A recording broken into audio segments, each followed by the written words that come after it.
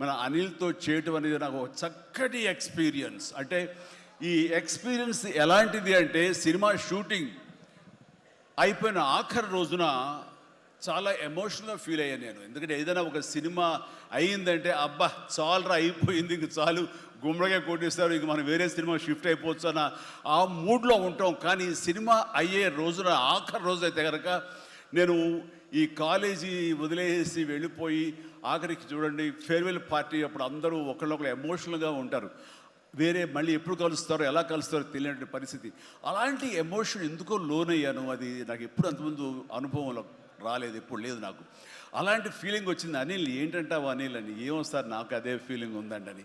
ప్రతిరోజు ఒక ఎక్స్కర్షన్కి వెళ్ళినట్టు, ప్రతిరోజు ఒక పిక్నిక్ వెళ్ళినట్లుగా సరదాగా జరుగుతూ మార్నింగ్ 9 నుంచి 8 నుంచి ఈవినింగ్ 7:30, 8 వరకు కూడా ఎంత చక్కగా సరదాగా జరిగిందంటే, నాకు ఎప్పుడు ఇంత బాగా జరిగిందంటే మరీ పూర్వం ఆ రోజుల్లో వాళ్ళు గుర్తుకొచ్చింది. కానీ ఈ మధ్యకాలంలో ఇంత సరదాగా ఎంత హుషారుగా జరిగిన సినిమాలు అయితే నాకు ఇది చేయలేదు.